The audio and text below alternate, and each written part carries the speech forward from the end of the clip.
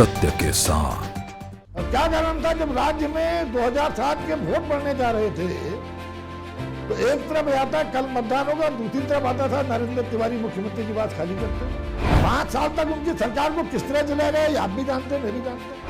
11 लड़के 3 वर्षों में मेरे क्षेत्र में जो अपने परिवार के अकेले थे, कोई राय वाला शराब पीने जाता था, कोई सिद्धूरी जाता था, कोई रानी पकड़ी जाता था। और उसके बाद जब लौट के आते थे रास्ते में एक्सीडेंट में 11 लोगों की मौत। जहाँ इधर दुकानें थी, उधर दुकानें थी, दूर दुकानें थी, इसलिए वहाँ पर बार बार एक्सीडेंट होते थे। तो इसलिए वहाँ पर जो आज पूरे उत्तराखंड में कि शराब का प्रचलन इतना बढ़ चुका है, युवा इसके पेट में आ चुके हैं, आगोश में समा चुके हैं, क्या उनको उनकी सुविधा के लिए कितने दुकानें नई दुकानें आपने, दूसरा मकसद आपका ये कहना है ना, इसकी दुकानें के लिए भी सुविधा भी मैंने देख जी नेता प्रतिपक्ष जी ने निसंदेह वो एक जन आंदोलन था और सारे दलीय भावना से ऊपर उसमें लड़े। मैं मानता हूं कि ये नरसिम्हा राव जी के समय बात चली राज बनने की, और आपने विस्तृत रूप से कहा, तो आप क्या कारण थे कि जब नरसिम्हा, क्योंकि मुझे भी एक मीटिंग में उस समय रहने का मौका मिला था, मैं कांग्रेस में था, वो मौका मिला था, आखिर क्या कारण था जब केंद्र शासित प्रदेश पर सहमति बनी गई थी, आखिर वो कौन लोग थे जिन्होंने केंद्र शासित प्रदेश बनने से रोका? अच्छा लगता अगर आप उन लोगों का नाम भी लेते। और दूसरा, तिवारी जी की जब आपने बात की, तिवारी जी और सतपाल महाराज जी उस समय कांग्रेस तिवारी में थे, वो फिर कांग्रेस तिवारी की जब आपने कहा था कि देवगौड़ा साहब ने कांग्रेस ने कर दिया, तो देवगौड़ा साहब के समय तिवारी जी कांग्रेस में नहीं थे। तिवारी जी और सतपाल महाराज जी उस समय कांग्रेस तिवारी में हुआ करते थे। कांग्रेस से स्प्लिट होने के बाद उन्होंने पार्टी बनाई थी, आपको मालूम है, संभवतः आप भी उसी दल में थे। लेकिन ये बात सही है कि इस राज्य में राज्य निर्माण के बाद नरेंद्र तिवारी ने जो यहाँ पर विकास किया उसको भुलाया नहीं जा सकता, इसमें तो कोई संदेह नहीं है। और दोनों दलों के नेताओं ने, हमारे नेता सदन ने भी इस बात को स्वीकार किया। लेकिन क्या कारण था कि इतना विकास करने के बाद जिस दल के वो नेता थे उस दल ने उनको टिकट से इनकार कर दिया? और क्या कारण था, जब राज्य में 2007 के वोट पड़ने जा रहे थे तो एक तरफ आता कल मतदान होगा, दूसरी तरफ आता था नरेंद्र तिवारी मुख्यमंत्री निवास खाली करते हुए। क्या उस विकास पुरुष ने, जिसने इतना विकास किया राज्य में, क्या आप दोनों दल उनके विकास को स्वीकार कर रहे हैं? आखिर क्या कारण थे कि उनको चुनाव लड़ने से रोका गया? 5 साल तक उनकी सरकार को किस तरह चलाया गया आप भी जानते हैं, मैं भी जानता हूं। इस राज्य में अस्थिरता लाने की जो शुरुआत की गई, उसने कहीं ना कहीं इस राज्य के विकास की गति को, जो बहुत तेजी से बढ़ी थी, उस पर कहीं ना कहीं एक थोड़ा सा अंकुश लगाने का काम किया। और मैं तो इतना उदाहरण देना चाहूंगा माननीय अध्यक्ष जी, मैं अपने ही विधानसभा क्षेत्र से अगर आपसे बात करूं, मेरी विधानसभा क्षेत्र में बमुश्किल 5% गांव सड़कों से जुड़े थे। टोटल राष्ट्रीय राजमार्ग को मिला के 321 किलोमीटर सड़क हुआ करती थी। तिवारी जी के रिजीम में मुझे 1200 किलोमीटर नई सड़कें बनाने का अवसर मिला। एक बिजली का सब स्टेशन होता था, आज मेरे यहाँ 10 सब स्टेशन बिजली के हैं। एक पानी की पंपिंग स्कीम होती थी, मेरी विधानसभा में 16 पंपिंग स्कीम है। बमुश्किल 18 से लेके 20 के बीच हाई स्कूल इंटर कॉलेज थे, आज मेरे यहाँ 66 हाई स्कूल इंटर कॉलेज हैं। एक भी डिग्री कॉलेज नहीं था, 4 डिग्री कॉलेज हैं। एक पॉलिटेक्निक था, 3 पॉलिटेक्निक है। एक ITI था, 5 ITI हैं। और 3000 किलोमीटर के आसपास सड़कें मेरी विधानसभा में आज हैं। तो निश्चित ये मैं इसलिए कह रहा हूं कि ये परिकल्पना हम लोग उत्तर प्रदेश के समय सोच भी नहीं सकते थे। मुझे ध्यान है, शिवानंद नौटियाल जी विधायक हुआ करते थे, उनके क्षेत्र के कुछ लोग उनके पास आए, मैं लखनऊ में उनके पास बैठा था। वो लोग बोले, साहब 1 किलोमीटर आपने पिछली बार दी थी, 1 किलोमीटर उससे पहले दी थी, आपका इसको 3 किलोमीटर दे दीजिए, गांव पहुंच जाएगी। नौटियाल जी बोले, भाई 1 किलोमीटर से ज्यादा नहीं दे सकता, 1 किलोमीटर फिर अगले चुनाव के बाद दूंगा। और मुझे इस बात को बताते हुए बड़ा फख्र भी महसूस हो रहा है कि हमने राज बनने के बाद 24-24 किलोमीटर की सड़कें एक साथ कटिंग और पेंटिंग भी लेने का काम किया। तो राज बनने के बाद निस्संदेह गति पकड़ी और हम लोग बहुत तेजी से आगे बढ़े। ये बात सही है। देखिए, कभी कभी जब दो, आप कहते थे डबल इंजन क्या होता है, माननीय अध्यक्ष जी, पिछले 11 सालों में नरेंद्र मोदी जी के देश के प्रधानमंत्री बनने के बाद और जो 8 साढ़े 8 साल से यहाँ भारतीय जनता पार्टी की सरकार है, उसमें कांग्रेस की सरकार का भी 14 से 16 का समय है, 17 का, ये 22,000 करोड़ की ऑल वेदर रोड तो उसी समय में दी भारत सरकार ने। अरे मैं ठीक कह रहा हूँ, ये ऑल वेदर रोड का शिलान्यास प्रधानमंत्री जी ने कांग्रेस की जब इस राज्य में सरकार थी तब किया था ना, ध्यान है ना आपको। तो दो डबल इंजन की सरकार बनने के बाद इन 11 वर्षों में उत्तराखंड राज्य को 2 लाख करोड़ रुपए माननीय अध्यक्ष जी भारत सरकार के द्वारा विकास की यात्रा को आगे बढ़ाने के लिए दिया। तो निसंदेह डबल इंजन का फायदा हमें मिला। आर्या जी ने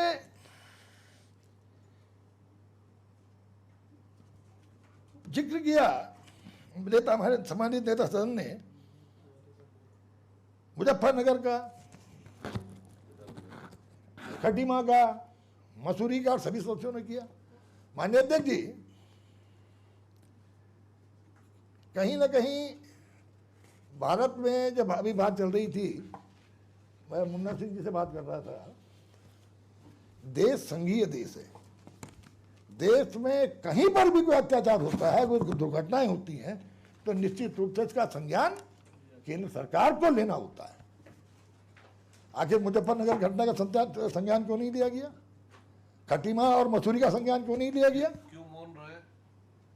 और इतना ही नहीं माननीय अध्यक्ष जी, जब 1 तारीख को मुझे रात 1-2 की रात को मुजफ्फरनगर में जो तांडव किया गया, उसके बाद वो सब लोग लाल किले में रैली में जाने का काम कर रहे थे, और हम लोग चूंकि 1 तारीख को नरसिम्हा राव जी ने प्रधानमंत्री के निवास पर उत्तर प्रदेश कांग्रेस के पर्वतीय क्षेत्र के करीबन 300 नेताओं की मीटिंग को बुलाया था, और उस मीटिंग को जब नरसिम्हा राव संबोधित कर रहे थे, हम लोग 1 तारीख को पहले पहुंच चुके थे।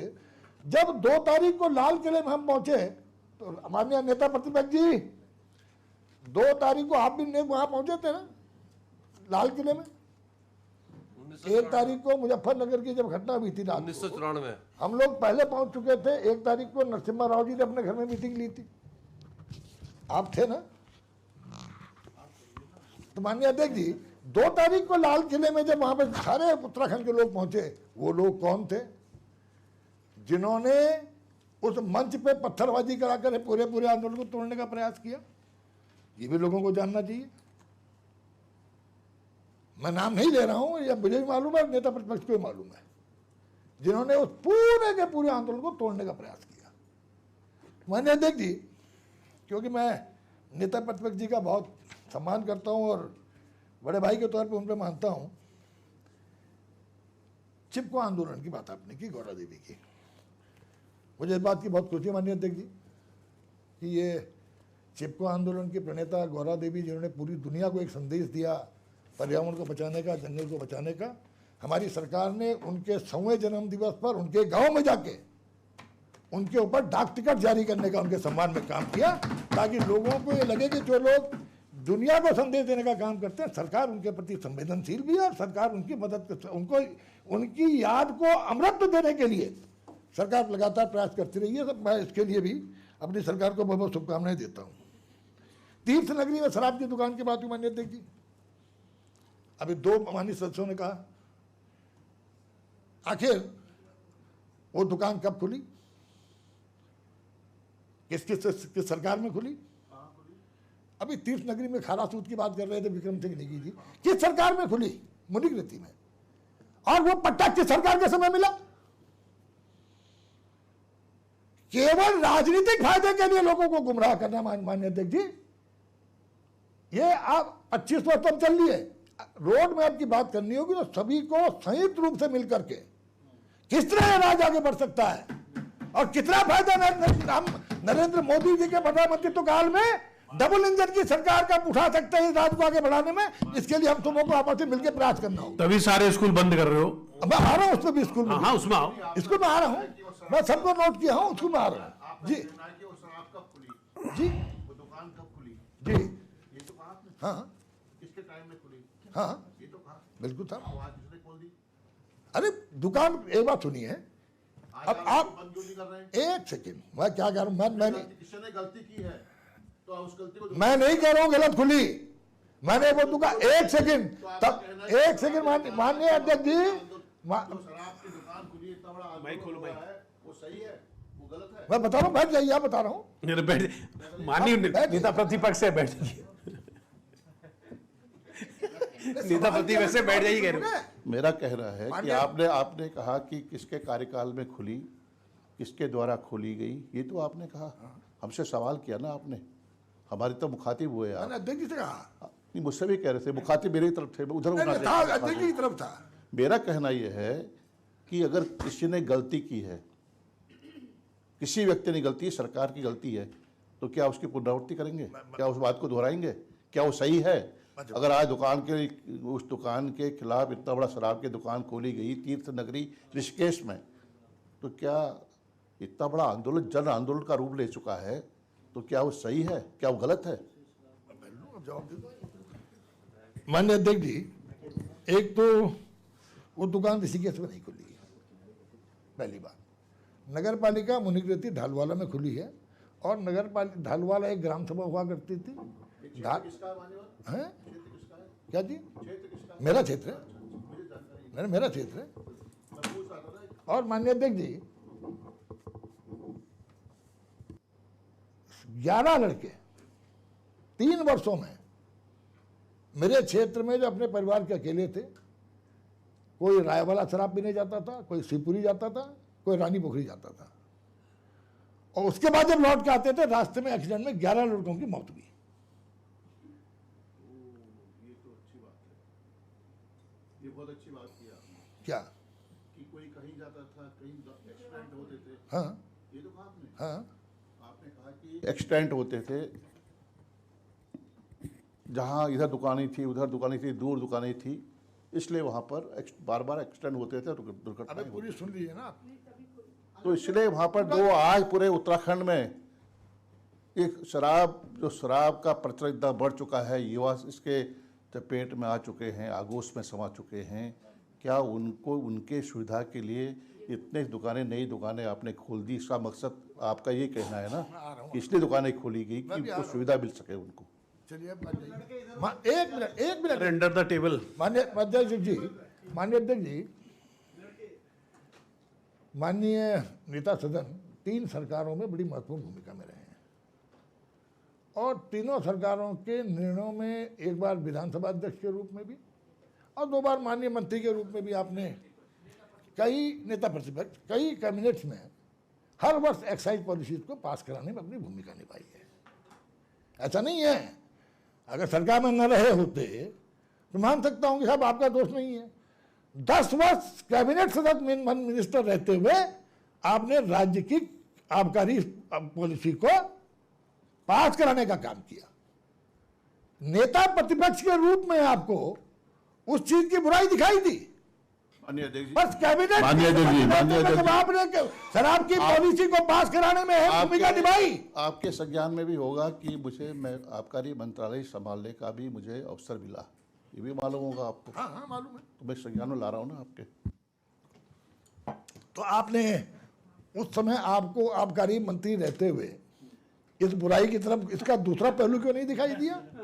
इतनी दुकानें थोड़ी खोली फिर इनने, नाम के नाम पे, लड़कों के लिए दुकानें खोल दी, जो भी नाम के नाम पे दुकान खोल दी। 10% अंदर द टेबल जा रहा है हर दुकान में। आबकारी मंत्री के रूप में मैंने कोई निर्णय लिए, न मैंने कोई फाइल की, मैं किसी निर्णय में शामिल नहीं हुआ, न मैं किसी फाइल को सामूहिक उत्तरदायित्व होता है मंत्रिमंडल। स्पष्ट है ये। अच्छा माननीय अध्यक्ष जी, ये तो बहुत ही गंभीर मामला हो गया। कलेक्टिव रिस्पॉन्सिबिलिटी के साथ साथ जिस विभाग का जो मंत्री होगा, महाराज माननीय अध्यक्ष जी, कैबिनेट में फाइल तो रहेगी ही नहीं।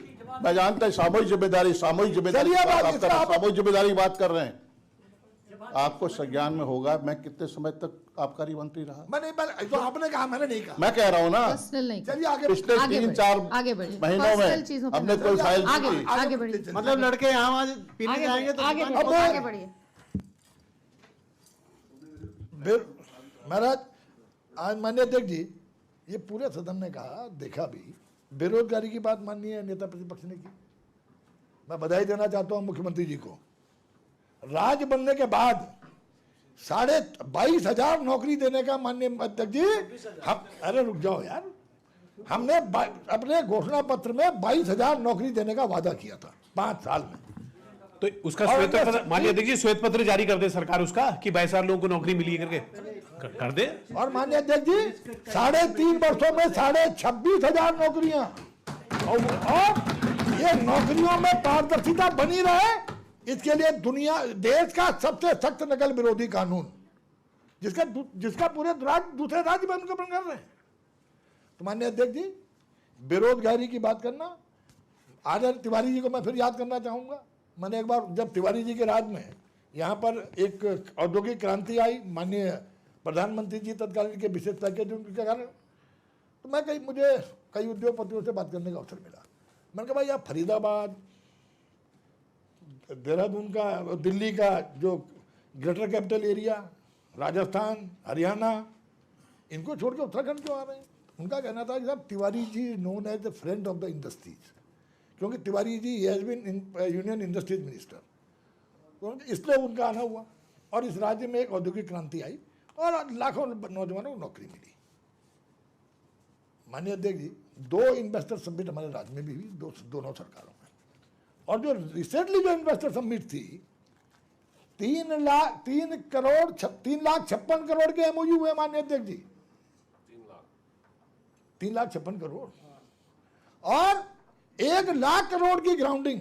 मैं इसके लिए अपनी सरकार को बहुत बधाई देना चाहूंगा कि इतना भारी मात्रा में ग्राउंडिंग 1,00,000 करोड़ की, ये निश्चित रूप से राज्य के औद्योगिकरण के माध्यम से राज्य की रेवेन्यू रिसीट्स किस तरह बढ़े, राज्य में किस तरह नौजवानों को रोजगार मिले, इसकी तरफ एक क्रांतिकारी कदम हमारी सरकार का था। इसके लिए भी हमारी सरकार बहुत बहुत बधाई की पात्र है। स्पेशलिस्ट डॉक्टर, माननीय अध्यक्ष जी,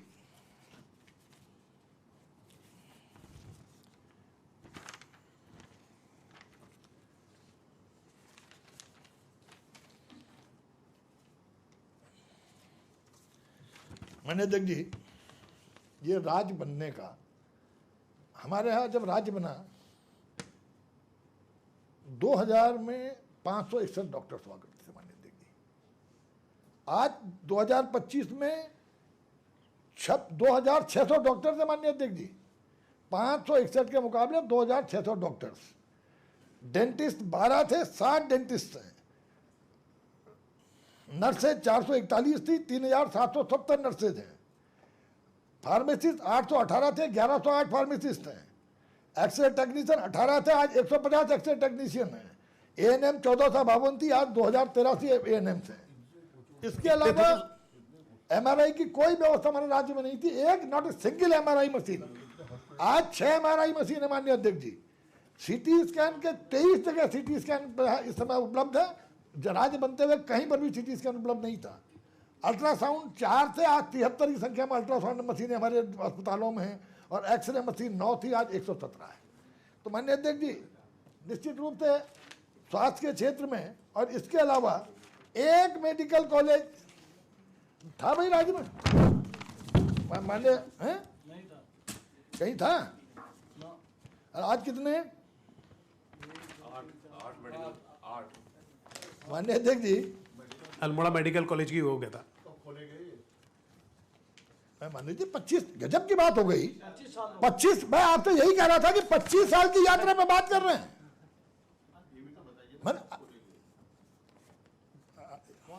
आर्या जी, थोड़ा सा मैंने आपसे कहा, अगर संयुक्त प्रयास करके दोनों दल राज्य के हितों की जो अगले 25 वर्षों, अभी एक भाई कह रहा था कि 2047 के रोड मैप की बात कर रहे हैं, 2025 तक की करनी चाहिए। अरे महाराज, अगर दूरदर्शिता नहीं है तो आप आगे नहीं बढ़ सकते। मुझे याद है, आपको भी याद है माननीय अध्यक्ष जी, नरेंद्र नगर जिला मुख्यालय भी रहा, नरेंद्र नगर राज्य की कैपिटल भी रहा। और नरेंद्र नगर विक्रम नेगी जी आपको ही मालूम है, हम लोगों के जिले की राजधानी भी था। उसके बाद जिला मुख्यालय था। जिला मुख्यालय शिफ्ट होने के बाद लगता था नरेंद्र नगर इज डाइंग, कहीं एक्सपेंशन की उम्मीद नहीं थी। मैंने माननीय अध्यक्ष जी, माननीय नरेंद्र तिवारी जी से अनुरोध किया, और ये पहला राज्य है देश का, पर्वतीय राज्य, जिस राज्य ने अपना पुलिस ट्रेनिंग कॉलेज खोला।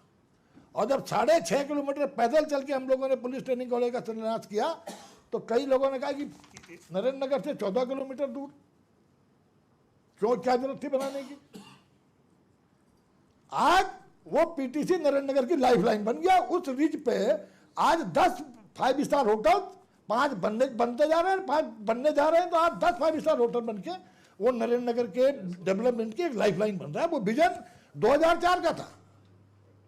तो माननीय मैं ये कहना चाहता हूँ कि ये रोड मैप अगर हम 25 साल का बना के बात कर रहे हैं, तो ये राज्य की तरक्की का है। इसमें ये नहीं मालूम इन 25 सालों में सरकार हम रहेंगे या सरकार में आप रहेंगे। एक रोड मैप बनाने का काम कर रहे हैं। ये कोई दलीय राजनीति से नहीं है। कोई भी आए, अगर राज्य का एक रोड मैप बन जाएगा तो उस रोड मैप पे चल के उन अपेक्षाओं को, उन आशाओं को पूरा करने का काम हम करेंगे जिन आशाओं अपेक्षाओं से राज्य का निर्माण हुआ। मैं इसलिए ये कहना चाह रहा हूँ माननीय अध्यक्ष जी, माननीय अध्यक्ष जी, आज स्कूल की बात चली एजुकेशन की, मैं इसमें आज हम 4,500 स्कूल थे, लेकिन मैं यहाँ पर भी नरेंद्र तिवारी जी को याद करना चाहूंगा। उन्होंने 1,500 स्कूल अपने 5 साल की रिजीम में खोले। तो ये मेडिकल कॉलेज बना, तिवारी जी ने बनाया, भाजपा ने बनाया, कांग्रेस ने बनाया, ये प्रश्न नहीं है। राज ये कि राज 25 वर्षों में उत्तर प्रदेश से अलग होने के बाद 2000 से लेकर आज तक कहाँ पहुंचा। तो मैं सड़कों के जाल से लेकर के बिजली की 15% गांव में बिजली हुआ करती थी, आज 100% गांव इलेक्ट्रीफाइड है। 5% गांव में रोड की कनेक्टिविटी थी, आज 95% प्लस गांव रोड कनेक्टिविटी जुड़े हैं।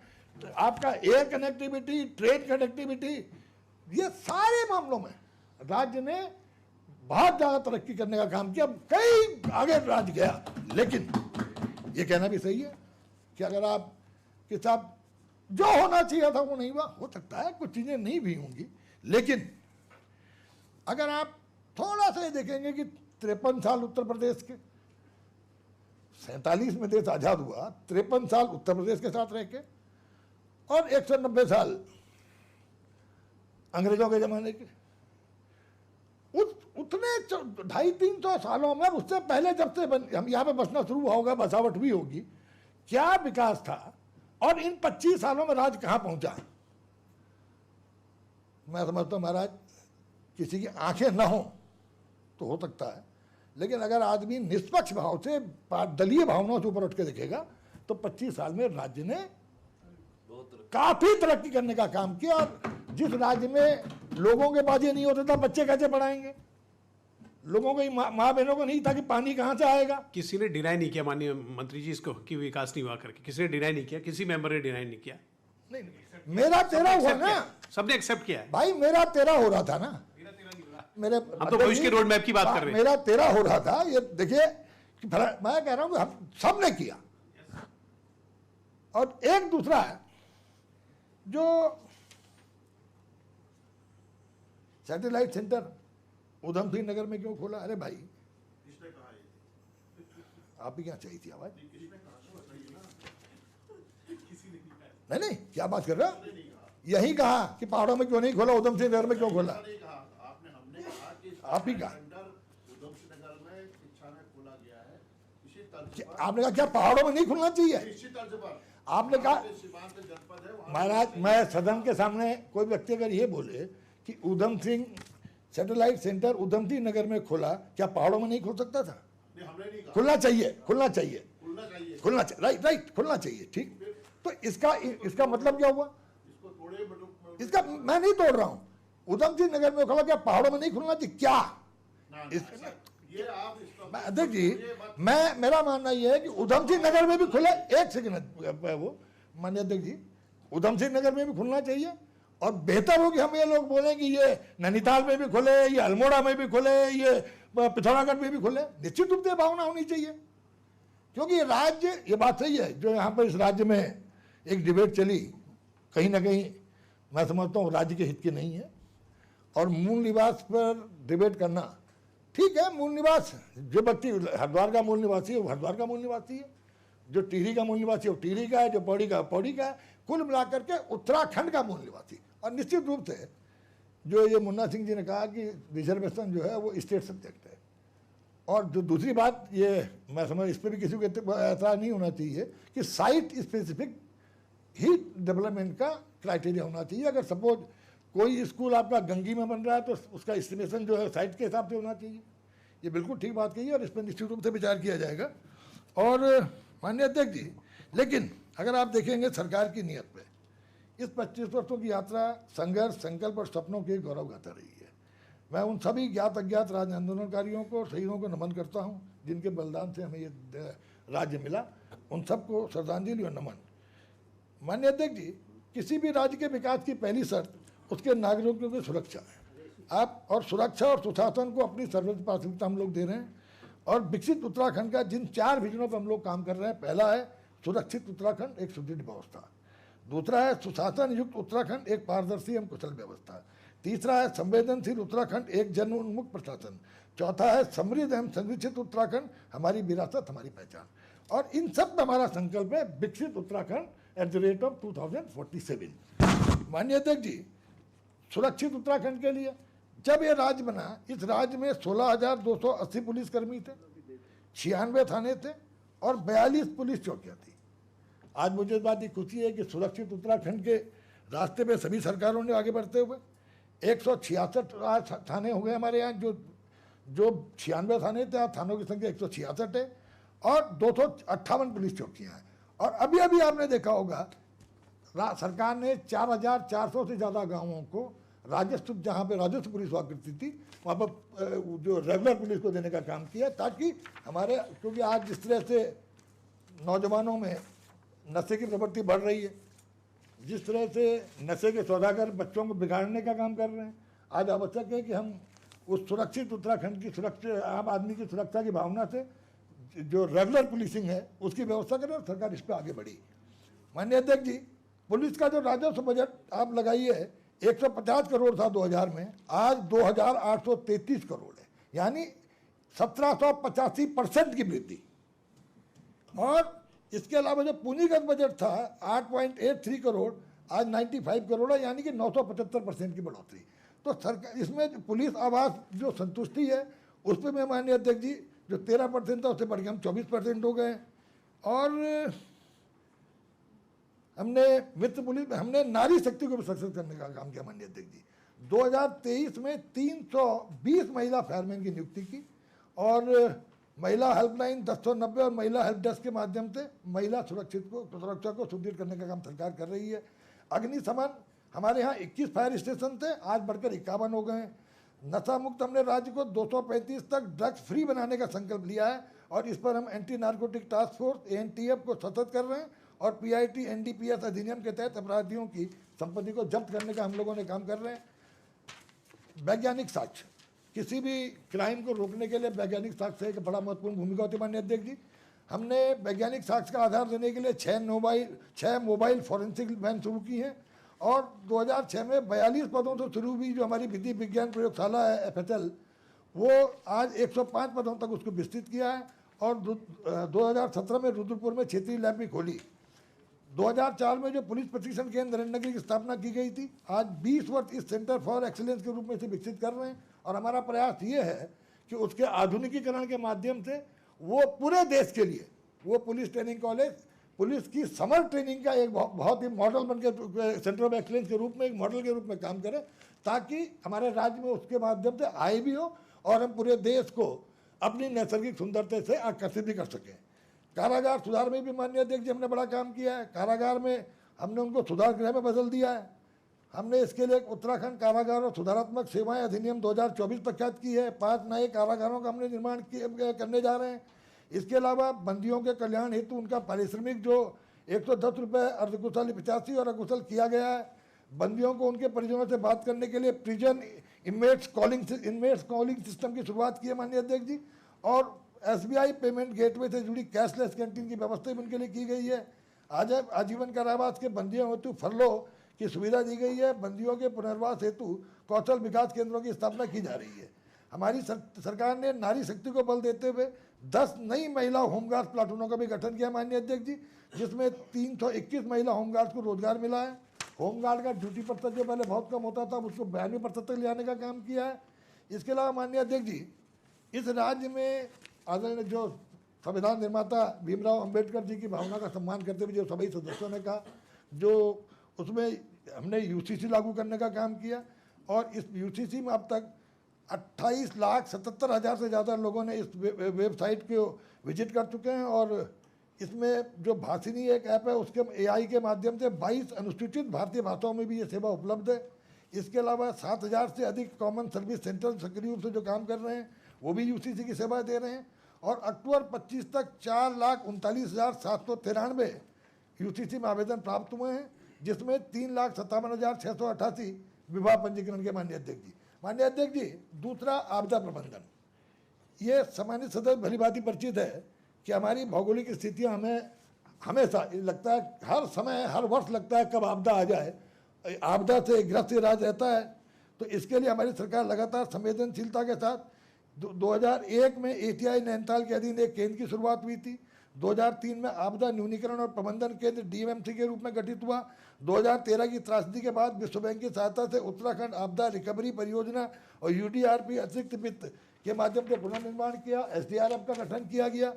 ये आप अगर देख रहे हैं, मैं आपके माध्यम से नेता प्रतिपक्ष को बता रहा हूँ, 2001 से क्या शुरुआत हुई, 2000 उसमें आगे क्या बढ़े। हमारा यह है कि पूरी 2000 से 2025 तक की विकास यात्रा को लेके सारी सरकारों के माध्यम से इस राज्य के हित में जो जो काम किया गया उस पर चर्चा करने का प्रयास कर रहे हैं, ताकि रोड मैप भी इसी हिसाब से आगे 25 सालों का बन सके और राज्य उन अपेक्षा और उम्मीदों को पूरा करे जिस राज्य अपेक्षा से इस राज्य का निर्माण हुआ।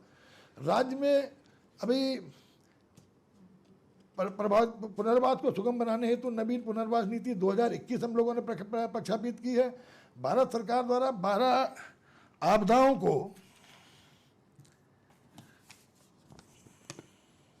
जो राज्य सरकार स्तर पर 3 और आपदाएं वज्रपात, आंधी और मानव वन्यजीव सिवर्स को भी अधिसूचित किया गया। अब ह्यूमन वाइल्ड लाइफ कॉन्फ्लिक्ट को भी हमने इस आपदा में शामिल किया माननीय अध्यक्ष जी। और सबसे बड़ी बात, इसके सारे मानक भारत सरकार तय करती है माननीय अध्यक्ष जी। मैं बधाई देना चाहता हूँ मुख्यमंत्री जी को कि जो भारत सरकार के मानक हैं, इस वजह से मकान भी टूटे हैं लोगों के। 1,08,000 के आसपास मानक इसमें है जो मिलता है आपदा में। मुख्यमंत्री जी ने मुख्यमंत्री विवेकाधीन को से अतिरिक्त 4 लाख रुपए देके उसको 5 लाख रुपए करने का काम किया कि ताकि लोगों को राहत मिल सके। तो हमने राज्य सरकार इसमें भी कर रही है। व्यावसायिक भवन की जहाँ तक बात की थी हमारे एक साथी ने, व्यावसायिक भवन माननीय अध्यक्ष जी SDRF के मानक में शामिल नहीं है। और हमारा निश्चित रूप से आपदा प्रबंधन तत्व को हमने मजबूत करने का काम किया। पारदर्शी और सुशासन के लिए पारदर्शी और कुशल व्यवस्था, माननीय अध्यक्ष जी, सारे समाजिक सदस्यों को मालूम है कि इस राज्य के निर्माण के बाद हमारा एनुअल आउटले क्या था।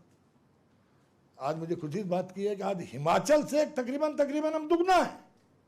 जो हिमाचल हमसे काफी पहले जिस राज्य का निर्माण हुआ, हिमाचल में भी मुख्यमंत्री वहां के बड़ा आश्चर्य कर रहे थे कि उत्तराखंड 1 लाख करोड़ रुपए क्रॉस कर गया। और मैं यहां फिर एक बार नरेंद्र तिवारी जी का स्मरण करना चाहूंगा। जिस तरह से 5 वर्षों के अंदर उन्होंने हमारे राज्य के आउटले को 3,000 करोड़ से 15,500 करोड़ पहुंचाया। निश्चित रूप से उनको भी हम याद करके उनको भी अपनी श्रद्धांजलि देते हैं, नमन करते हैं कि इस राज्य के विकास में निश्चित रूप से उनके योगदान को हम ये राज्य कभी नहीं भूल पाएगा। कांग्रेस ने भूला लेकिन राज्य कभी नहीं भूलेगा। इस बात की भाई तिवारी जी का योगदान कोई भूलेगा? तिवारी जी को कोई नहीं भूल सकता। कांग्रेस ने अवश्य उनका योगदान भूला।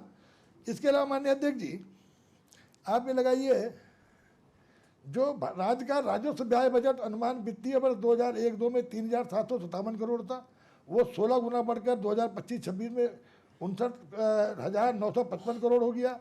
राज्य गठन के समय राज्य पूंजीगत बंद करने की स्थिति में नहीं था और केवल बुनियादी रखरखाव पर ही खर्चा कर पाता था। आज माननीय अध्यक्ष जी 24-25 में आज 11,104 करोड़ जो 2001-02 में कैपिटल उसका हमारा वो 208 करोड़ था, आज बढ़ करके 1,106 करोड़ हुआ, 11,106 करोड़ हुआ। निश्चित रूप से ये इस बात का है कि हम लोगों ने जो हमारा फाइनेंशियल मैनेजमेंट है उसको बहुत काफ़ी उसको मैनेज करने का काम किया। और राजकोषीय अनुशासन हेतु FRDBM के निर्णय में राज्य में वित्तीय अनुपालन की संस्कृति विकसित हुई, जिससे व्यय नियंत्रण और ऋण प्रबंधन में सुधार हुआ है। FRBM अधिनियम 2005 में दिए गए लक्ष्य के अनुसार जहां वित्तीय वर्ष 2009-10 में राजस्व घाटे को शून्य तक लाना और राजकोषीय घाटे को सकल घरेलू उत्पाद के 3% लाने का हमने लक्ष्य रखा हुआ है। माननीय अध्यक्ष जी 2001 में राज्य का कुल ऋण और दायित्व 4,634 करोड़ था, जो कि राज्य का ऋण GSDP अनुपात का लगभग 29.28% था। अंतिम आंकड़ों के अनुसार 1 अप्रैल 2025 को राज्य का ऋण GSDP अनुपात लगभग 25.16% है, जो कि FRBM लक्ष्य के अंतर्गत है, तथा ऋण GSDP अनुपात में यह कमी स्वस्थ वित्तीय संकेत है। माननीय अध्यक्ष जी, इस सदन के लिए गर्व का विषय है कि राज्य गठन के समय 2001 में हमारा कर जो राज्य कर विभाग के था, जो संग्रह था वो 233 करोड़ था। माननीय अध्यक्ष जी, मैं बधाई देना चाहूँगा अपने राज्य कर विभाग के सभी अधिकारियों को कि आज 2024-25 में 50 गुना बढ़कर 11,862 करोड़ रुपये हो गया। माननीय अध्यक्ष जी, तो इसी प्रकार स्टाम्प और निबंधन विभाग की आय जो राज्य गठन के समय लगभग 70 करोड़ थी, इस वित्तीय वर्ष में 3,000 करोड़ तक पहुंच गई। माननीय अध्यक्ष जी 1 अप्रैल 2023 से राज्य के सभी कोषागारों को पेपरलेस और कैशलेस कर दिया गया। माननीय अध्यक्ष जी, केंद्र पोषित योजनाओं के कुशल नकदी प्रबंधन हेतु हम SNA इस पर जस्ट इन टाइम व्यवस्था लागू कर चुके हैं। माननीय अध्यक्ष जी, आज Uttarakhand online audit management system के माध्यम से समस्त ऑडिट प्रक्रिया पेपरलेस हो गई है। माननीय अध्यक्ष जी, मुझे बताने में बड़ा गर्व महसूस हो रहा है माननीय अध्यक्ष जी कि इनपुट टैक्स क्रेडिट के मामले में GST अधिनियम के अंतर्गत संपूर्ण देश में पहली कन्विक्शन जो है वो उत्तराखंड राज्य में भी है। यह कर चोरों के लिए एक बड़ा कठोर संदेश है कि हमारा राज्य इसको लेकर के बहुत संवेदनशील है। फर्जी रजिस्ट्रेशन रोकने के उद्देश्य से बायोमेट्रिक आधारित आधार प्रमाणीकरण लागू करने वाला उत्तराखंड उत्तर भारत का पहला राज्य है। माननीय अध्यक्ष जी, हम उपभोक्ताओं को बिल लेने के लिए जो प्रेरित करने का काम कर रहे हैं, इसके लिए हमने बिल लाओ इनाम पाओ स्कीम चलाई है, ताकि GST की हमारा जो टैक्स का रिसीट है वो बढ़ती जाए। और व्यापारी दुर्घटना योजना भी हमने स्वीकृत की है, जिसमें बीमा धनराशि को बढ़ाकर 10 लाख रुपए कर दिया गया। माननीय अध्यक्ष जी, राजस्व और भूमि प्रबंधन। माननीय अध्यक्ष जी, राजस्व विभाग ने अपनी सरकार पोर्टल के माध्यम से 20 से अधिक सेवाएं ऑनलाइन की हैं। ईज ऑफ डूइंग बिजनेस की दिशा में स्टाम्प और निबंधन विभाग में पेपरलेस रजिस्ट्री ई नकल की व्यवस्था की गई है, जिससे कि आम आदमी को सहूलियत मिल सके। राजस्व न्यायालयों का कंप्यूटरीकरण कर दिया। माननीय अध्यक्ष जी, राजस्व वसूली की कार्रवाई का डिजिटलाइजेशन कर दिया है। पर्वतीय क्षेत्रों में आधुनिक ड्रोन सर्वेक्षण द्वारा चकबंदी करने का लिए हम लोग प्रयास कर रहे हैं। और 1960 का बंदोबस्त इस राज्य के लिए, माननीय नेता प्रतिपक्ष इस बात से सहमत होंगे कि इस राज्य की एक बहुत बड़ी आवश्यकता है कि किस तरह से सेटलमेंट हो। तो सेटलमेंट के लिए हमारी सरकार प्रयास कर रही है कि हम किस तरह से इस राज्य में सेटलमेंट करके इस राज्य की बहुत महत्वपूर्ण मांग को पूरा कर चुके। इसके लिए हमने अभी 212 राजस्व गाँव में सर्वेक्षण अभिलेख सक्रियाएँ 25 वर्षों से पूर्ण की गई हैं। माननीय अध्यक्ष जी, वहाँ पर बात चल रही थी भूमिहीनों की जो और भूमि के अतिक्रमण की। इसमें माननीय अध्यक्ष जी, सरकार के द्वारा एक सब कमेटी बनाई गई है कैबिनेट की, जो इस तरह के प्रकरण जहाँ पर अतिक्रमण हुआ है कि वो वाजिब है या उसकी किस प्रकृति का, इसको लेकर के सब कमेटी चर्चा कर रही है। और निश्चित रूप से सरकार की मंशा है कि जहाँ पर वास्तव में आदमी ज़रूरतमंद है, जहाँ पर उसने वर्षों से वहाँ पर जमा है, उनको अगर रेगुलाइजेशन उनका करना है तो उसके लिए हमारी सब कमेटी इस पर विचार कर रही है। और बहुत मैं समझता हूँ सब कमेटी अपना निर्णय ले लेगी। इसके साथ ही नए राजस्व गाँवों के गठन के लिए 108 नए राजस्व गाँवों का हमने गठन किया। माननीय अध्यक्ष जी,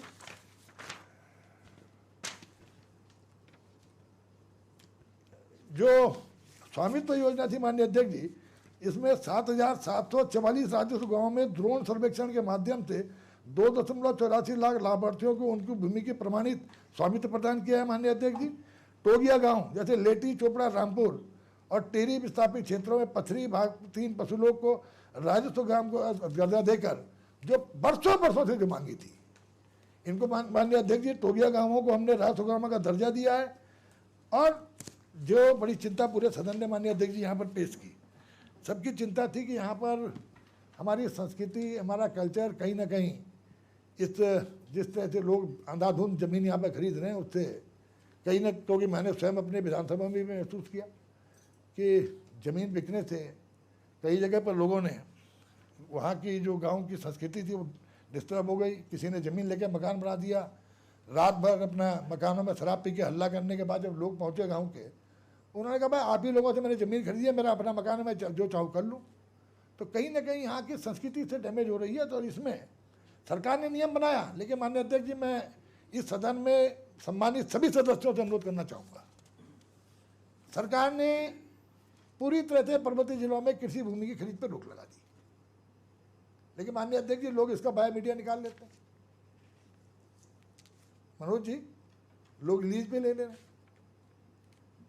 तो इसका इसलिए आवश्यक है सभी राजनीतिक दलों के लोग राजनीति से ऊपर उठ के कहीं ना कहीं अपने अपने क्षेत्रों में एक जागरूकता लोगों के अंदर लाने का प्रयास करेंगे, तो मैं समझता हूँ तभी इस बीमारी का हल निकल पाएगा। माननीय अध्यक्ष जी, एक जरधार गांव टिहरी जिले में, जरधार गांव जहां के विजय जरधारी जी बीज बचाओ आंदोलन के एक प्रमुख एक्टिविस्ट रहे हैं, जरधार गांव में सारे लोगों ने बैठ कर निर्णय लिया कि जो भी व्यक्ति गांव का जमीन बेचेगा उसका सामाजिक बहिष्कार किया जाएगा। तो आज इसमें जन क्रांति की आवश्यकता माननीय अध्यक्ष जी, जन क्रांति के माध्यम से, क्योंकि सवाल केवल जमीन बेचने का नहीं है, सवाल जो संस्कृति बचाने का भी है। इसके लिए कहीं ना कहीं हम लोगों को जन जागरूकता के माध्यम से इसमें काम करने की आवश्यकता है माननीय अध्यक्ष जी। माननीय मंत्री जी, हाँ, माननीय अध्यक्ष जी, एक यदि आप अनुमति दें, यदि उस पर विचार कर लें सरकार, जिस भी रूप में जिन लोगों को उपनल वगैरह के 15 साल या उससे भी ज़्यादा हो गया, कोई भी कट ऑफ डेट सरकार जो उचित समझे, लेकिन अभी 15 साल से कोई काम कर ही रहे हैं तो उनकी उपयोगिता तो सिद्ध हो ही गई ना। तो कभी ना कभी तो उनके नियमितीकरण की बात होनी चाहिए। इस पे थोड़ा सा यदि सरकार विचार कर लें तो 15 साल बहुत होते हैं, 10 साल के बियॉन्ड जिनका उनके बारे में मैं एक बात कर रहा हूँ। अभी माननीय मुन्ना सिंह चौहान जी ने कहा, तो अभी रिसेंटली एक हफ्ते पहले जो उपनल कर्मचारी हैं जिनके भई परिवार के लोग भूतपूर्व सैनिक रहे हैं, आदेश निकाला है कि उनको निकाल के वहाँ पे आउटसोर्सिंग या ठेकेदारी से किया जाएगा। इस बात को संज्ञान नहीं नहीं, थोड़ा सा फर्क है। मतलब जो तो भूतपूर्व सैनिक खुद है वो तो रिटायर होके आए, लेकिन जो उनके आश्रित उपनल के माध्यम से लगे और 15-15 साल से काम कर रहे हैं, उनके नियमितीकरण की हम बात कर रहे हैं, लेकिन उनको निकाला जा रहा है। अध्यक्ष जी, आपको मैं मतलब सदन को आपके माध्यम से बताना चाहता हूँ कि ये राज्य की जो रेगुलेशन पॉलिसी थी, 2017 की रेगुलेशन पॉलिसी को माननीय उच्च न्यायालय के द्वारा पास कर दिया गया था। 2013 पे स्टे था, अभी कुछ 2024 में स्टे खारिज होने के बाद उसमें आंशिक संशोधन माननीय उच्च न्यायालय ने किया है कि 5 वर्ष की जगह 10 वर्ष की सेवाओं को माना जाए। और 2 बार वो कैबिनेट में उस पर चर्चा हो चुकी। कैबिनेट में अभी मतैकता नहीं बन पा रही है कि कट ऑफ डेट क्या हो, तो अब फिर वो कैबिनेट में आएगा। बहुत संवेदनशीलता के साथ हमारी सोच उसमें ही है, इसीलिए कैबिनेट में 2 बार उसको डेफर किया, क्योंकि मतैकता नहीं बन पाई। हम चाहते हैं कि ये ज़्यादा से ज़्यादा लोगों को उसके रीच में लाया जा सके और कट ऑफ डेट आ गया। तो इसमें अगली कैबिनेट में संभवतः ये आ रहा है और शीघ्र इस पर निर्णय हो जाएगा। और गोल्डन कार्ड की बात भी आपने की थी, गोल्डन कार्ड में उसकी व्यवस्था, धनराशि की व्यवस्था की जा रही है कि हॉस्पिटल्स का जो बकाया वो दे दिया जाए। और जो आपकी नॉलेज में भी था जजरेड वाला, उसमें जो लैंडस्लाइड का जो ट्रीटमेंट करने की आपने बात की थी, उसके लिए आपको ही मालूम है टीएसडीसी को कंसल्टेंट उसमें नियुक्त कर दिया गया। जल्दी टीएसडीसी अपनी रिपोर्ट दे देगी, उस पर आगे कार्रवाई की जाएगी।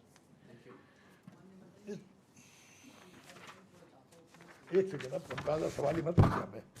माननीय अध्यक्ष जी, नकल विरोधी कानून की बात मैंने आपसे कर दी, लेकिन सरकार ने महिलाओं के लिए लोकसभा क्षतिज आरक्षण का व्यवस्था, इसके अलावा कुशल खिलाड़ियों को 4% ये क्षतिज आरक्षण की व्यवस्था, चिन्हित आंदोलनकारियों को। माननीय अध्यक्ष जी, निश्चित रूप से ये आदेश हमारे कुछ साथियों ने कहा था पहले निकाला गया, लेकिन गंभीरता नहीं थी। गंभीरता ये नहीं थी कि एक शासनादेश से आरक्षण दे दिया गया, कोई कानून नहीं बनाया गया, और इसी आधार पर माननीय न्यायालय ने इसको पास कर दिया कि आप किस कानून से इनको आरक्षण दे रहे हैं। तो हमारी सरकार ने इस चीज़ को समझा और बाकायदा कानून के माध्यम से इन आंदोलनकारियों को आरक्षण देने का प्राविधान किया। और ये पहला प्रकरण है जिसमें रेट्रोस्पेक्टिव किया गया कि ताकि जो लोग नौकरी में वो ना निकल जाए। तो आंदोलनकारियों को लेकर सरकार बहुत संवेदनशील है। दूसरा, माननीय अध्यक्ष जी, वर्दीधारी पदों पर अग्निवीर के प्रति चिंता हमारे साथियों ने की थी, कांग्रेस के साथियों ने। माननीय अध्यक्ष जी, सरकार स्वयं संवेदनशील थी और इसी को देखते हुए सरकार ने अग्निवीरों के लिए भी 10% क्षैतिज आरक्षण का प्राविधान करने का निर्णय लिया।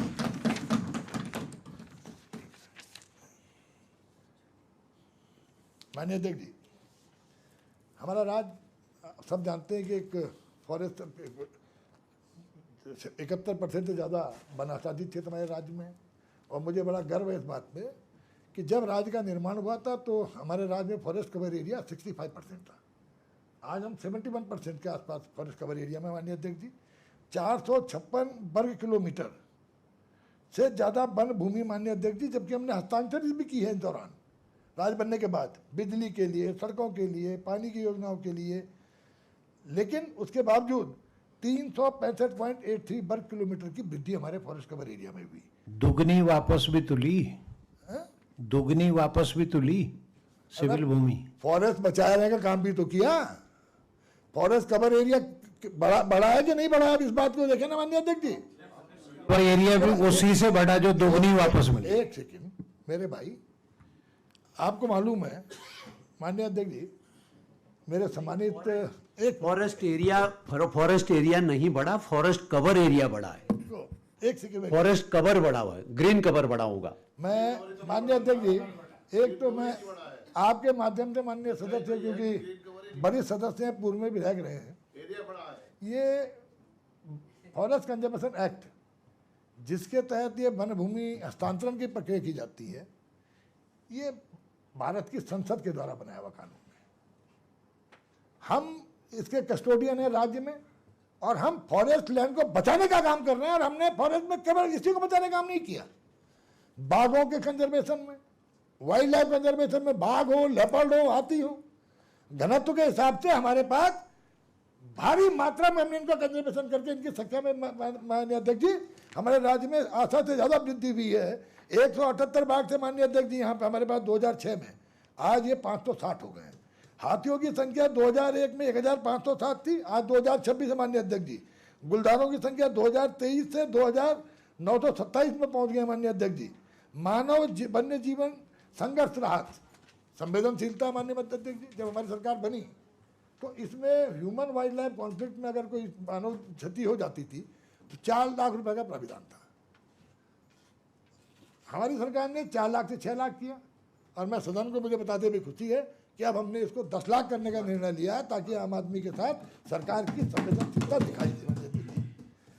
माननीय अध्यक्ष जी, सरकार जब बनी, लोगों ने कहा साहब ततैया ने खा लिया, मधुमक्खी ने खा दिया, हमें कोई कंपनसेशन नहीं मिल रहा है। तो हमने पहली बार मधुमक्खी, ततैया और लंगूर और बंदर द्वारा भी मानव क्षति पर को में शामिल किया कि अगर इनके द्वारा भी मानव क्षति होगी तो भी हम कंपनसेट करेंगे, जो पहले नहीं था।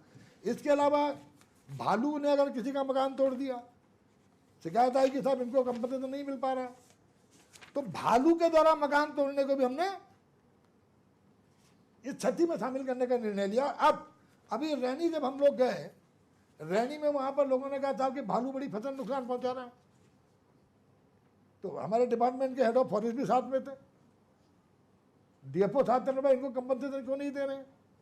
तो मालूम हुआ कि भालू से नुकसान, फसल के नुकसान को कंपनसेशन की श्रेणी में नहीं रखा गया। तो मुझे खुशी है कि हमारी सरकार ने संवेदनशीलता से इस पर विचार किया। अब हम भालू से अगर फसल क्षति हुई है तो उसको भी सरकार मुआवजा देने का काम करेगी, ये निर्णय भी सरकार ने लिया है। माननीय अध्यक्ष जी, हमारी सरकार का स्पष्ट मानना था कि अगर वनों को बचाना है तो कम्युनिटी पार्टिसिपेशन बढ़ाना पड़ेगा, और कम्युनिटी पार्टिसिपेशन बढ़ाना पड़ने के लिए आवश्यक है कि हम किसी तरह से लोगों की आजीविका से, आम आदमी की आजीविका में वन विभाग का क्या प्रभाव रहे, इसको लेकर के हम लोगों ने पीपल फ्रेंडली पॉलिसी बनाने का निर्णय लिया। और माननीय अध्यक्ष जी, इसी के तहत इको टूरिज्म नीति हम लोगों ने 2023 बनाई। माननीय अध्यक्ष जी, इस इको टूरिज्म नीति में आज हम लोगों ने निर्णय लिया है कि 90% जो इसमें कमाई होगी उसका 90% पैसा ईडीसी के जाएगा। ईडीसी यानी जो वहाँ के स्थानीय लोगों की जो हम इको डेवलपमेंट कमेटी बनाएंगे, वो 90% पैसा जो आएगा वो 90% पैसा उन पर जाएगा, सरकार के पास केवल 10% पैसा जाएगा, सरकार ही बना करके डेस्टिनेशन भी देगी।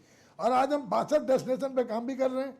इसके अलावा माननीय अध्यक्ष जी, लोगों की आजीविका जुड़े, एक हमारे राज्य में वनाग्नि एक बहुत बड़ी समस्या है। वनाग्नि से कहीं ना कहीं, क्योंकि आज पूरी दुनिया के लिए चैलेंज है, जो क्लाइमेट चेंज का है, ये पूरी दुनिया का एक चैलेंज है। वाटर लेवल लगातार नीचे जा रहा है, ग्लेशियर्स पिघल रहे हैं।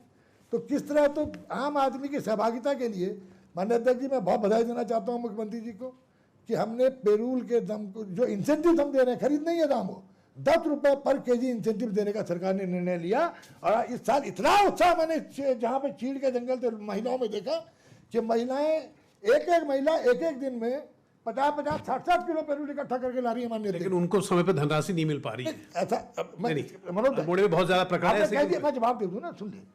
ये कुछ जगह ऐसा था माननीय अध्यक्ष जी, पहली बार शुरुआत की गई, हमने बजट का प्रोविजन सपोर्ट कर लिया और ये उम्मीद थी कि इतना कलेक्शन होगा, कलेक्शन उससे अनुमान से ज्यादा हो गया। तो हमने अतिरिक्त बजट की डिमांड की है, निश्चित रूप से उनका भुगतान किया जाएगा। इसके अलावा माननीय अध्यक्ष जी,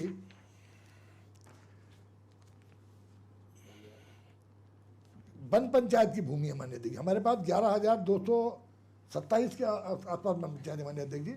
इन वन पंचायतों के माध्यम से किस तरह 25 लाख लोग सीधे सीधे इन पंचायतों से जुड़े हुए हैं, तो किस तरह उनकी आजीविका बढ़ाया जाए, इसके लिए एक तो हर्बल मिशन हमने शुरुआत की है 628 करोड़ की, और वन पंचायतों के माध्यम से ये होगी, प्लांट्स भी वन विभाग उपलब्ध कराएगा। उसके बाद उसकी जो फॉरवर्ड लिंकेज है या वैल्यू एडिशन है, उसके लिए वन विभाग के माध्यम से किस तरह आजीविका से लोगों को जुड़े ताकि जंगलों को बचाया जा सके। ह्यूमन वाइल्ड लाइफ कॉन्फ्लिक्ट को टालने के लिए पहली बार हम लोगों ने सोलर लाइट देने का काम किया। पहले आइडेंटिफाई किया माननीय अध्यक्ष जी कौन कौन जगह कॉन्फ्लिक्ट ज़्यादा है, तो पहली बार वन विभाग ने ऐसी जगह पर सोलर लाइट प्रोवाइड करने के काम के साथ साथ अब हम उन्हें ग्रास कटर भी देने जा रहे हैं। क्योंकि थोड़ा सा ये निवेदन हमारा सभी सदस्यों से भी है सदन के माध्यम से माननीय अध्यक्ष जी कि लोगों को अपने गाँव की सीमाओं में गार्बेज ना हो, घास ग्रास ना हो, इसके लिए कहीं ना कहीं उनकी सहभागिता भी जरूरी है कि वो, ताकि ह्यूमन वाइल्ड लाइफ कॉन्फ्लिक्ट को मिटिगेट किया जा सके, कम किया जा सके। इसलिए कहीं ना कहीं लोगों की सहभागिता भी इसमें जरूरी है, किस तरह अपने गाँवों के बाउंड्रीज को वो इससे बचाएं। माननीय अध्यक्ष जी, हम एक और काम करने जा रहे हैं माननीय अध्यक्ष जी, ये जो हम लोग हर्बल का काम कर रहे हैं, इस पर हमारा जो NTFP non timber forest produce, इसके में हर्बल और सुगंध पैटर्न का विकास के लिए 10 वर्षीय प्रोजेक्ट हमारा अध्यक्ष जिसकी मैंने आपको जिक्र किया। इसमें इसके अलावा जायका की सहायता से उत्तराखंड वन संसाधन प्रबंध परियोजना के क्रियान्वित के लिए हम वन पंचायत और उनके आसपास स्थित अवनत वनों की दिशा में सुधार कर इको रिस्टोरेशन के साथ साथ संबंधित ग्रामवासियों की वनों से पूरी होने वाली आजीविका संबंधी जरूरतों को पूरा करना, आमदनी के तरीके बढ़ाना और उनकी वनों पर निर्भरता को कम करना ताकि वनों पर हो रहे नुकसान को रोका जा सके, इस पर भी काम कर रहे हैं माननीय अध्यक्ष जी। इसके अलावा माननीय अध्यक्ष जी, हमारा जो बैम्बो बोर्ड है, बांस और रेशा विकास परिषद द्वारा काश्तकारों को संगठित करने, आम काश्तकारों की भागीदारी को अधिक से अधिक बढ़ाने जाने हेतु ग्रामीण एवं क्लस्टर स्तर पर स्वयं सहायता समूहों और सहकारिताओं का गठन किया जा रहा है, जिसके अंतर्गत 6 स्वायत्त सहकारिताओं, कुल 243 सदस्य और 62 स्वयं सहायता समूह, कुल 677 सदस्य का गठन किया गया है। इसके अलावा माननीय अध्यक्ष जी, प्रतिवर्ष 1 लाख कुंतल से अधिक लीसे का उत्पादन भी पाइन के पेड़ों से विभाग द्वारा किया जा रहा है। राजस्व का एक स्रोत होने के साथ साथ प्रत्यक्ष रूप से विभाग के अंतर्गत लगभग 15 लाख मानव दिवस भी इससे सज्जित होते हैं माननीय अध्यक्ष जी। इको टूरिज्म का 27 नेचर पार्क माननीय अध्यक्ष जी, eco park, city forest, garden इनको हम स्थापित किए हैं। और इसके अलावा 12 nature camp, eco camp Mussoorie, Pauri, Nainital, Badrinath, Ramnagar, Chakrata, Pithoragarh में बनाए गए हैं तथा 2 नए सिटी पार्क हल्द्वानी और रामनगर में बनाए जा रहे हैं माननीय अध्यक्ष जी। 6 नए हमने वन सफारी जोन खोले हैं माननीय अध्यक्ष जी, जिसमें 250 वाहनों का पंजीकरण करके इसमें किस तरह से स्थानीय लोगों को रोजगार मिले इसके लिए काम कर रहे हैं। 200 महिला सहायता समूह से नर्सरी के हम लोग महिला नर्सरी पर काम कर रहे हैं माननीय अध्यक्ष जी। माननीय प्रधानमंत्री जी की जो एक पेड़ पहल माँ के नाम की जो पहल अभियान है, उसमें हम लोगों ने 2,68,32,000 पौधे रोपित किए माननीय अध्यक्ष जी। इसके अलावा हम हमारा जो नवाचार के लिए हम काम कर रहे हैं माननीय अध्यक्ष जी, जो रोड मैप पे है, देश का पहला लाइकेन पार्क मुंशियारी में, पहला क्रिप्टोगैमिक गार्डन देवबंद में, पहला पॉलिनेटर पार्क हल्द्वानी में, देश की सबसे बड़ी फर्नरी रानीखेत में, उत्तर भारत का सबसे बड़ा अर्किड केंद्र मंडल में, और देश की सबसे ऊंचाई स्थित पे माणा हर्बल गार्डन माणा में स्थापित करके हमने पूरे देश को दिखाई है। आने वाले समय में समाप्त करिए मंत्री जी, बहुत बोल रहे हो। मतलब बहुत तेजी से बोलो इसको, इतना पढ़ना इतना तेज थोड़ी होता है। अब समाप्त करिए। माननीय अध्यक्ष जी, अब दो चीजें रह गई। देखो मैं माननीय अध्यक्ष जी, भाषा, एक मिनट, भाषा किसी भी राज्य की अपनी भाषा, उसके लिए बड़ा गौरव की बात होती है। माननीय अध्यक्ष जी, अभी हमारे राज्य में किसी भी भाषा को संविधान की 8वीं अनुसूची में शामिल होने का अवसर नहीं मिला। मुख्यमंत्री जी ने भी और मैंने स्वयं भी भारत के गृह मंत्री जी से बारे में अनुरोध भी किया। उन्होंने कहा कि इसमें क्योंकि कई देश में कई राज्यों से बातें आई हैं, उस पर जो भी निर्णय होगा बाद में लिया जाएगा, लेकिन हमने अपनी भाषाओं के संवर्धन के लिए किस तरह भाषाओं का संवर्धन करें, इसके लिए माननीय अध्यक्ष जी पहली बार हम लोगों ने राज्य में गढ़वाली, कुमाऊनी, जौनसारी, पंजाबी, संस्कृत, उर्दू सारी भाषाओं के संरक्षण संवर्धन के लिए हम लोगों ने राज्य में इनके जो वाहक हैं, जो साहित्यकार, जिन साहित्यकारों ने अपने ज्ञान के माध्यम से, अपने परिश्रम के माध्यम से, जो अपने साहित्य के माध्यम से संस्कृति को आगे बढ़ाने का काम किया, ऐसे सभी साहित्यकारों को सम्मानित करने का निर्णय लिया।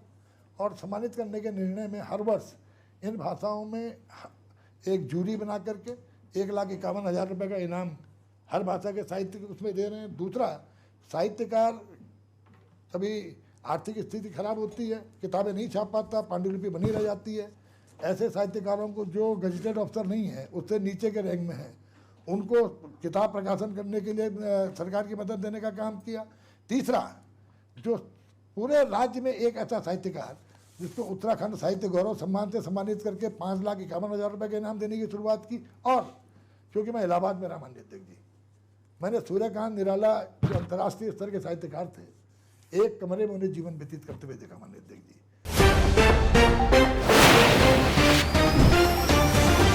सत्य के साथ